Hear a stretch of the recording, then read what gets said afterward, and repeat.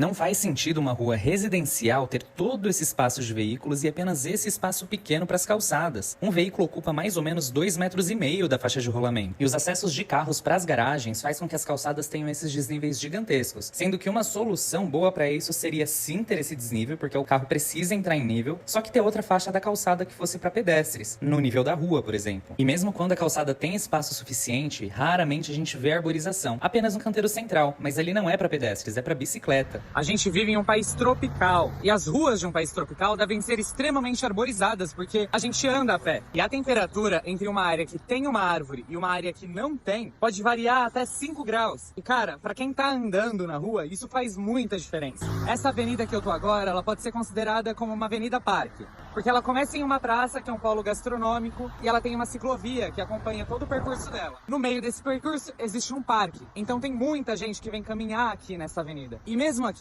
a arborização não é feita do jeito certo. As árvores no canteiro central não são o suficiente para sombrear o passeio para pedestre. Eles tinham que ficar no canto da calçada que faz divisa com a rua para de fato ser eficiente. A gente não pode limitar a arborização urbana a algumas vias, porque isso deveria se estender por todas as vias da cidade. Só que infelizmente a gente vê que isso se limita a uma região que é mais abastada economicamente. E a gente usa a desculpa de que nas periferias não existe espaço para árvores, sendo que isso é só um problema de desenho urbano. Se a gente revisar como as nossas ruas são projetadas, se é que elas são projetadas, a gente consegue colocar uma faixa de arborização nas calçadas. E além disso, as nossas cidades são extremamente cansativas. A gente não tem pontos de descanso no meio de passeio para pedestres, a gente não tem bancos, a gente não tem mobiliários. E eu falo cansativas não para quem tá fazendo caminhada como eu, mas para quem de fato precisa andar pela cidade no dia a dia. Precisa andar de casa até o ponto de ônibus, de casa até uma estação de trem. Cara, deve ser extremamente cansativo fazer esse tipo de percurso em qualquer cidade brasileira.